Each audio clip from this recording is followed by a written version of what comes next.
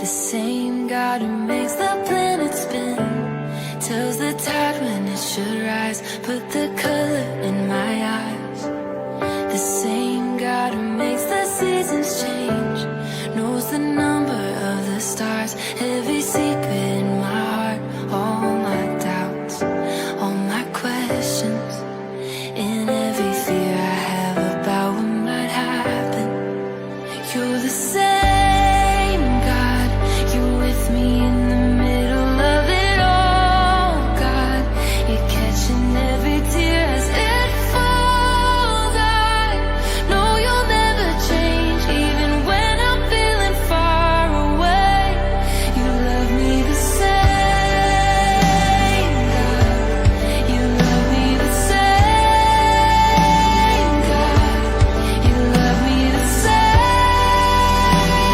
God. You love me the same.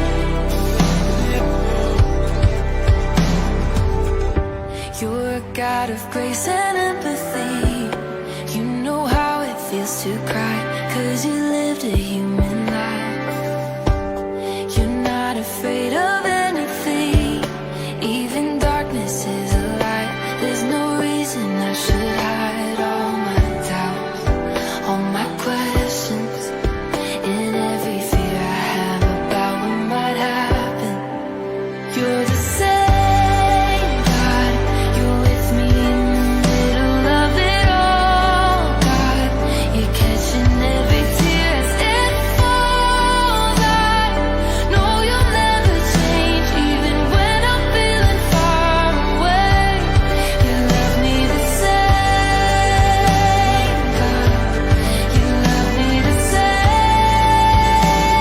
God. You love me the same, God. You love me the same. Even when I'm running, when I feel ashamed, even when I'm breaking, still you love me.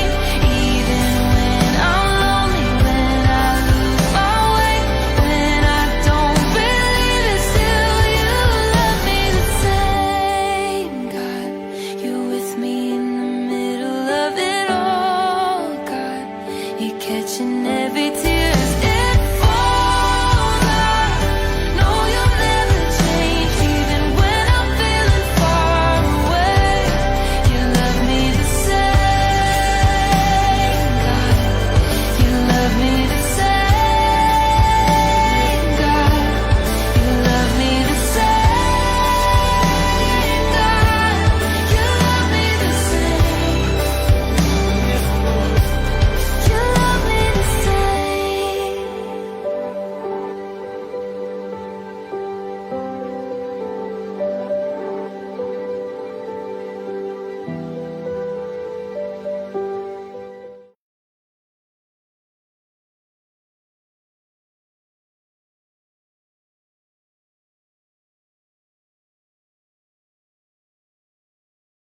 Morning po sa ating lahat.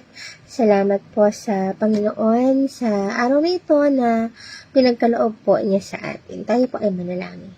Father, salamat po sa araw na ito na ipinagkaloob mo po sa amin. Pinapupurihan ka po namin, Panginoon. Itinataas po namin ang iyong pangalan.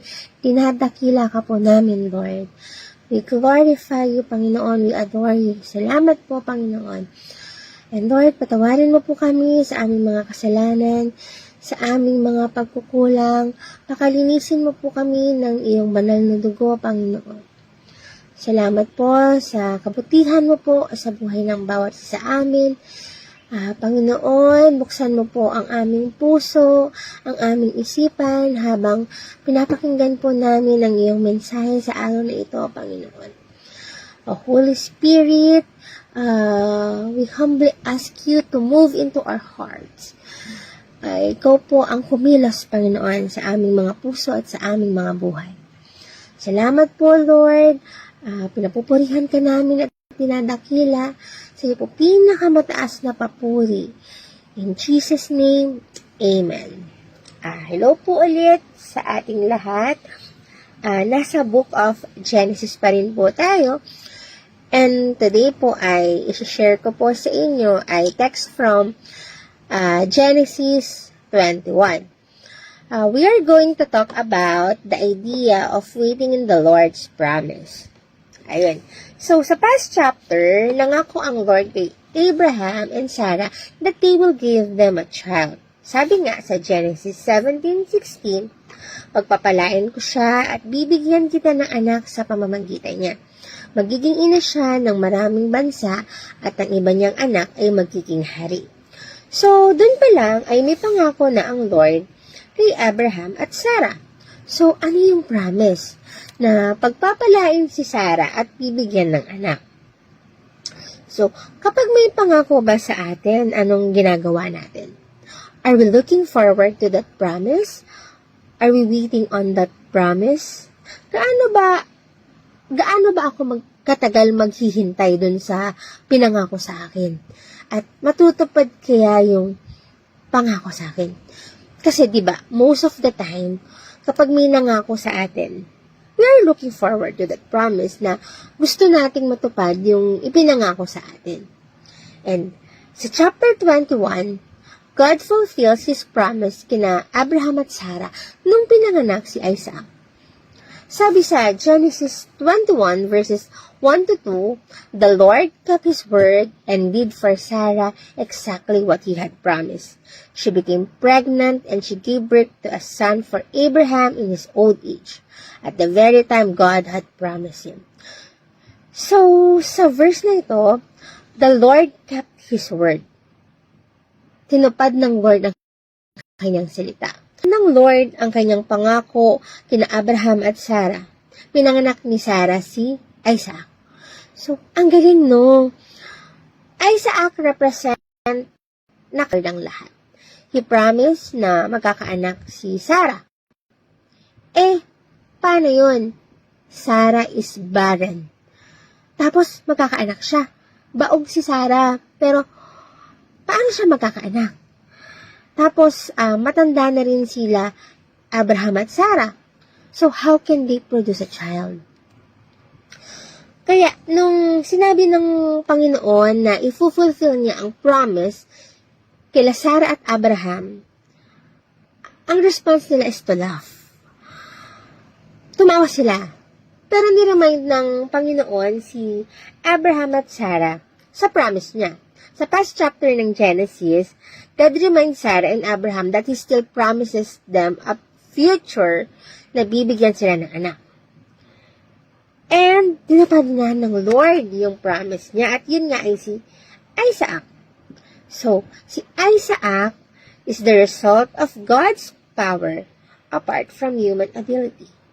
Pinakita dito na kayang gawin ng Lord ang hindi kayang gawin ng tao. Kasi nga, di ba, baog si Sarah.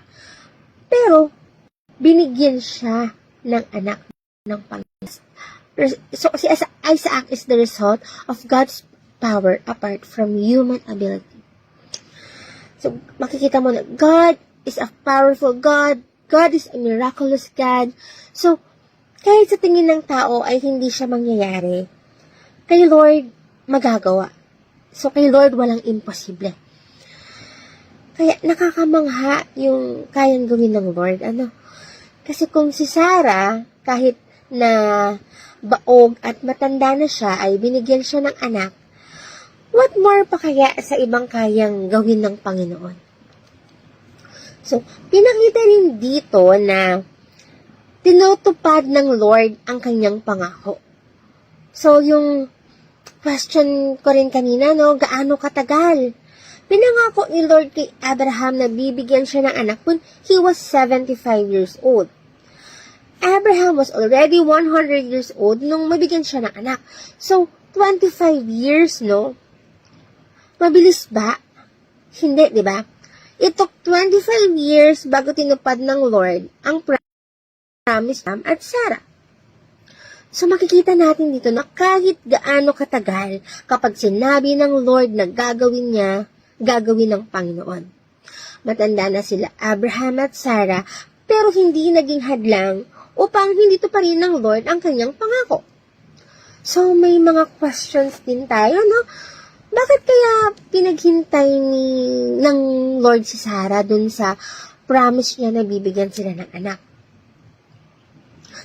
God has promised Sarah na bibigyan siya ng anak. She longed for that promise. And we do not know why God made her wait so long. Kasi tayong mga tao, mainipin tayo. Gusto natin instant. Gusto natin na kapag may nangako sa atin, tutuparin na kagad.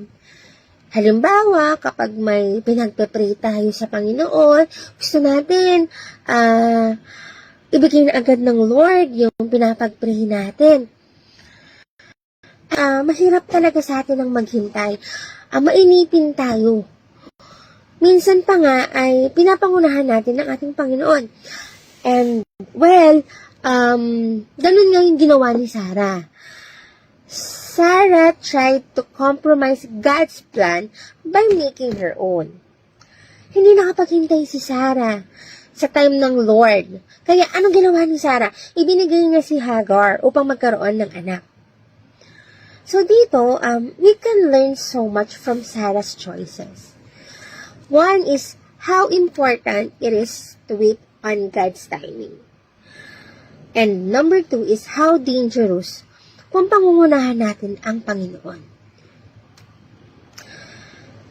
Maybe ikaw, kapatid, you've been waiting on God's promise for years, yet hindi pa rin nangyayari. Maybe may pinapag-pray tayo, pero hindi pa rin ipinagkakaloob ng Lord. But alam mo kapatid, you can have great joy knowing na He will do it in His time.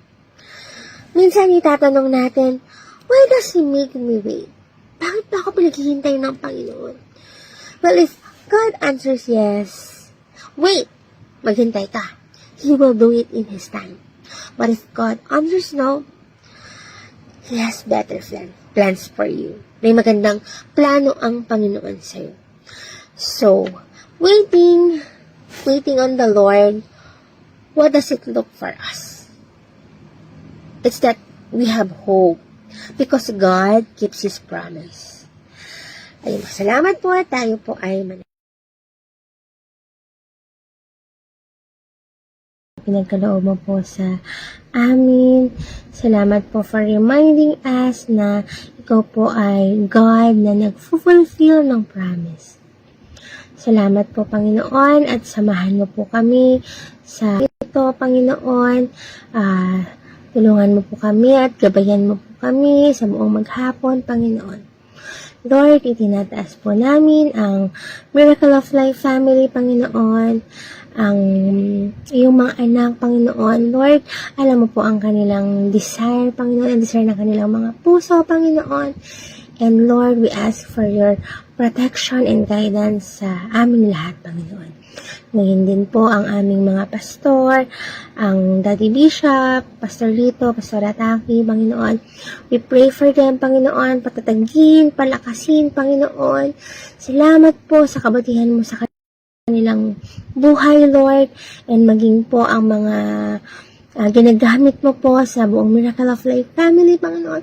Patuloy ka po magbigay ng kalakasan, Panginoon, at tulungan mo po kami na sumunod sa iyo, Panginoon. Lord, itouch mo rin po ang iyong mga anak na nais pong maglingkod sa iyo, Lord. Tulungan mo po kami, Panginoon. Lord, ang mga may karamdaman, Panginoon, we pray na pagalingin mo po, Panginoon. By your stripes, Panginoon, pinagaling mo na po, Panginoon. At salamat po, Lord. Salamat po sa kabutihan mo. Panginoon, samahan mo po kami, samahan mo rin po ang aming mga kapatid sa other fellowship, Panginoon. Bless us, O God. Salamat po, Panginoon. Sa iyo po, Lord, ang pinakamataas na papuri, pinakamataas na pagsamba, and Holy Spirit, move into our hearts, move into our lives. Salamat po, Panginoon. In Jesus' name, Amen. Salamat po sa inyong lahat. Everyday po ang ating morning devotion at 7:30 a.m. Sa Diyos po ang pinakamataas na papuri.